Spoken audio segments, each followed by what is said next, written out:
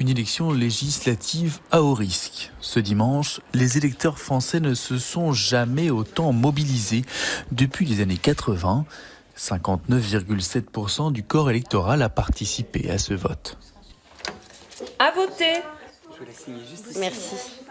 Cette année, vraiment, il y a une montée en puissance du Rassemblement national qui véhicule des idées assez sexistes, racistes. Donc je pense que c'est vraiment important que surtout les jeunes, les personnes de mon âge puissent voter pour se dire qu'au moins ils n'ont pas rien fait en fonction de la situation. Voilà.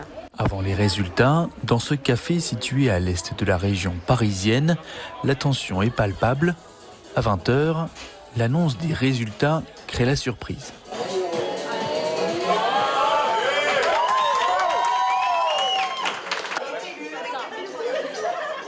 Alors que les prévisions donnaient le RN loin devant, c'est finalement l'alliance de gauche Nouveau Front Populaire qui arrive en tête.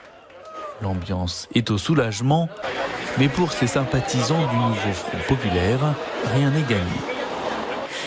Il faut qu'on continue, il faut que la gauche continue à s'unir, parce que quand on s'unit, en fait, on y arrive et on gagne, et de loin. Ce résultat m'a particulièrement touchée et m'a particulièrement émue. J'ai lâché ma petite larme, donc je le fais pas à chaque fois, donc je suis très heureuse d'avoir voté aujourd'hui. Ouais.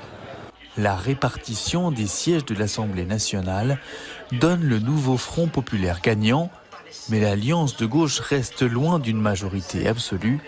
Alors, quel sera le bord du prochain gouvernement ? Difficile à dire.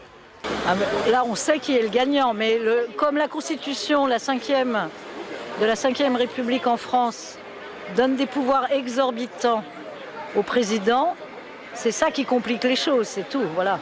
On n'est pas à l'abri d'un coup tordu de Macron, mais bon, normalement, il devrait prendre un Premier ministre de gauche, normalement.